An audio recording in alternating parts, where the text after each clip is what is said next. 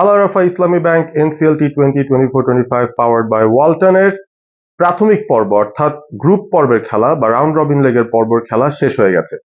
প্রত্যেকটা দল 7টা করে ম্যাচ খেলেছে এবং 8 দলের এই টুর্নামেন্টে শেষ পর্যন্ত টপ 4 আমরা পেয়ে গেছি যারা প্লে অফসে অংশগ্রহণ করবে।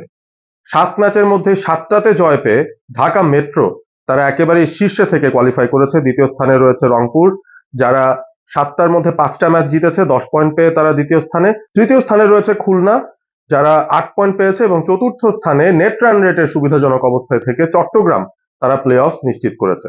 আজকেই শেষ হলো এই রাউন্ড রবিন লেগের খেলাগুলো, যেখানে আমরা কিন্তু বেশ কিছু প্রতিভাবান খেলোয়াড়দের পেয়েছি যারা দুর্দান্ত পারফর্ম করেছেন বল হাতে এবং ব্যাট হাতে। সেসব খেলোয়াড়দের নিয়েই মূলত আজকের এই আলোচনা।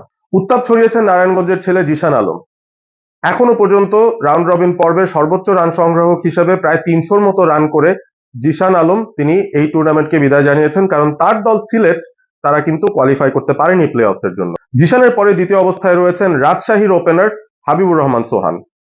দুর্দান্ত একজন ব্যাটার, অ্যাগ্রেসিভ একজন ব্যাটার। বিপিএলও আমরা তার বেশ কিছু ভালো ক্যামিওস দেখেছি এবং তার টি20 ক্যালিবার নিয়ে খুব একটা বেশি সন্দেহের অবকাশ নেই। তবে খুব ভালো লেগেছে এটা দেখে যে তিনি এই টুর্নামেন্টেও নিজের সাবলীল খেলাটা খেলতে পেরেছেন, যদিও তার দল রাজশাহী আলটিমেটলি প্লে অফসে কোয়ালিফাই করতে পারেনি।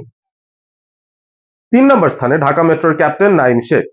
নাঈম শেখের ব্যাটিং নিয়ে বাংলাদেশে অনেক সময় একটা সমালোচনা হয় যে তিনি আসলে ইন্টারন্যাশনাল ক্রিকেটে যখন যান সেখানে যেভাবে রান তোলা উচিত, যেই স্ট্রাইক রেটে রান তোলা উচিত, সেই স্ট্রাইক রেটে তিনি মেনটেন করতে পারেন না। তবে নাঈম শেখ এবারের টুর্নামেন্টে ঢাকা মেট্রোর টপ রান গেটার, 250-র কাছাকাছি রান তিনি পেয়েছেন এবং 150 স্ট্রাইক রেটে তিনি ব্যাট করেছেন। মোটামুটি ওপেনিং স্ট্যান্ডে প্রত্যেকবারই ঢাকা মেট্রোর যে একটা ভালো শুরু সেটা কিন্তু তিনি এনে দিয়েছেন এবং নাঈম শেখ আমার মনে হয় যে খুব ভালো একটা ছন্দে থেকে প্লে অফ পর্বটায় নিয়ে যাচ্ছেন ঢাকা মেট্রোকে। রংপুর যারা দ্বিতীয় হিসেবে শেষ করেছে এই রাউন্ড রবিন লেগের পর্বটায় কোয়ালিফাই করেছে তারা, এবং রংপুরের যে ক্যাপ্টেন ছিলেন আকবর আলী, তাকে নিয়ে কিন্তু 2020 থেকেই বড় একটা হাইপ। কবে তিনি ভালো পারফর্ম করে জাতীয় দলে সুযোগ করে নেবেন। আন্ডার-19 বিশ্বকাপ জয়ী ক্যাপ্টেন, এই টুর্নামেন্টে বেশ সফল এবং সে কারণেই তাকে আলাদা করে মেনশন করতে হচ্ছে। 200-র উপর রান তিনি করেছেন, খুব ভালো স্ট্রাইক রেট মেনটেন করেছেন, 2 50 পেয়েছেন এবং রংপুরকে তিনি বেশ কয়েকবার খাদের কিনার থেকে উঠিয়ে এনেছেন দুর্দান্ত কিছু ফিনিশিং নকের মাধ্যমে। আকবর আলীর জন্য অবশ্যই একটা আলাদা উচ্ছ্বাস, আলাদা একটা হাইপ তৈরি হয়েছে আবারও নতুন করে, এবং আমরা দেখতে চাই তিনি আসলে বিপিএল এ কিভাবে পারফর্ম করেন। এবারে আসি বোলারদের মধ্যে। বোলারদের মধ্যে আমরা দেখবো টপ 5 এর 4 জনই পেস বোলার। সিলেটে খেলা হচ্ছে বলে আমার কাছে মনে হয় এটা দেখে অবাক হওয়ার তেমন কিছু নেই, এবং সেই সাথে বাংলাদেশের এই মুহূর্তে ফাস্ট বোলারদের যে দাপট সেটা কিন্তু আমরা দেখছি, পাইপলাইনটা সমৃদ্ধ হচ্ছে দিনকে দিন।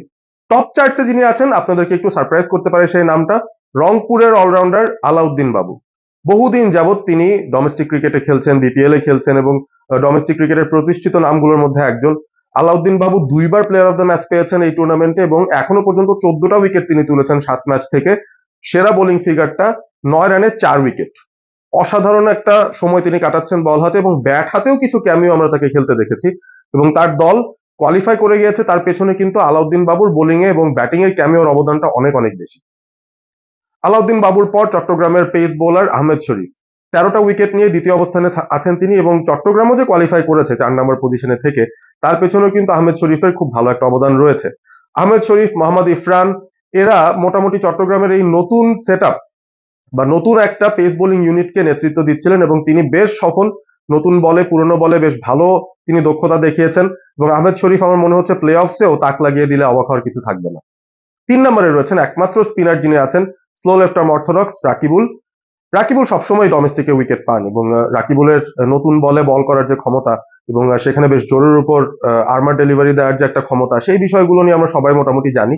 তিনি সেই পথ ধরেই উইকেট পেয়েছেন এবং যখনই তাকে ক্যাপ্টেন নিয়ে এসেছেন তিনি সেটা প্রতিদান দিয়েছেন, তার সাফল্য তিনি পেয়েছেন সেইভাবে। সুতরাং 3 নম্বরে তিনি আছেন, সেটা নিয়ে অবাক হওয়ার তেমন কোনো কারণ নেই। পরবর্তী যে দুটো স্পট রয়েছে সেখানেও 2 জন পেস বোলার। 5 নম্বরে যিনি রয়েছেন তার ব্যাপারটা আলাদা করে আসলে বলতেই চাই, এবাদত হোসেন। ইনজুরি থেকে ফিরেছেন, সিলেটের সন্তান, সিলেটের হয়ে খেলেছেন এবার। প্রথম 2টো ম্যাচ মিস করার পর এবাদত যখন থেকে আসলেন টানা 5 ম্যাচ খেলেছেন, সেই 5 ম্যাচে পেয়েছেন 10 উইকেট। দুর্দান্ত বোলিং পারফরমেন্স হয়েছে এবাদতের এবং বোঝাই যাচ্ছে যে তিনি যেভাবে প্রোগ্রেসে গ্রাফটা এগিয়ে নিয়ে যাচ্ছেন, অচিরেই জাতীয় দলের কন্টেনশনে আবারও হয়তো আমরা এবাদতকে দেখতে পাবো। 4 নম্বরে যিনি রয়েছেন তার কথা না বললেই নয়, আবু হায়দার রনি। এবং তিনি আসলে একজন বোলিং অলরাউন্ডার হিসেবে তাকে মানা হলেও তিনি কিন্তু ব্যাট হাতেও এই টুর্নামেন্টে বেশ ভালো সার্ভিস দিয়েছেন এবং এই বাঁহাতি বোলারের যে রাউন্ড দ্য উইকেটে এসে ডানহাতিদের বিরুদ্ধে একটা আলাদা চ্যানেলে বোলিং করতে থাকা, সেই জায়গাটায় কিন্তু তার স্কিলটা আবারও তিনি দেখিয়েছেন, আবারও তার মুনশিয়ানা দেখিয়েছেন। সব মিলিয়ে আবু হায়দার রনিরও এখন পর্যন্ত টুর্নামেন্টটা ভালো যাচ্ছে। আপনাদের কাছে সবচেয়ে ইমপ্রেসিভ কাদের পারফরমেন্স মনে হয়েছে? নতুনদের মধ্যে কিন্তু বেশ কিছু নাম উঠে এসেছে, জিশান আলম সহ, আরিফুল সহ, আজিজুল হাকিম, তামিম সহ। বেশ কিছু চমৎকার ব্যাটার আমরা পাচ্ছি যারা খুব হাই স্ট্রাইক রেটে ব্যাট করতে পারেন টপ অফ দি অর্ডারে। সুতরাং সামনের দিনগুলোতে আমার মনে হচ্ছে তারা একটা ইম্প্যাক্ট ফেলতে পারেন বাংলাদেশ ন্যাশনাল টিমের দরজায়। তারা হয়তো এখন করা নাড়ছেন। সেই সাথে আকবর আলীর কথাও বলতে হবে, বহুদিন পর আবারও কনসিস্টেন্সি দেখিয়ে আকবর আলী কিন্তু পারফর্ম করে যাচ্ছেন। সুতরাং তিনিও কিন্তু একটা হাইলাইট ফ্যাক্টর এবারে এনসিএল টি20। আর বোলারদের মধ্যে যদি বলি, অনারেবল মেনশনের ক্ষেত্রে আমরা অবশ্যই চৌধুরী মোহাম্মদ রিজওয়ানের কথা বলতে পারি, যিনি ওপেনিং ব্যাটিং করেন, পেস বোলিং করেন। আমরা পেস বোলিং অলরাউন্ডার খুঁজছি এবং এই জাতের একজন পেস বোলিং অলরাউন্ডার যিনি টপ অর্ডারে ব্যাট করতে পারেন, মোহাম্মদ রিজওয়ানি কিন্তু সেই ধরনের একজন ক্রিকেটার। সুতরাং তার দিকেও আলাদা আমার মনে হয় নজর দেওয়া উচিত। আপনারা জানাতে ভুল করবেন না আপনাদের কাদের কাদের খেলা এখনো পর্যন্ত পছন্দ হয়েছে এবং প্লে অফসে যে 4টা দল গিয়েছে তারা কি আসলে সেই পজিশনস গুলো ডিজার্ভ করে কিনা। সাথে থাকবেন অল স্পোর্ট এবিপির। Stay awesome, stay all sport with all sport ABP.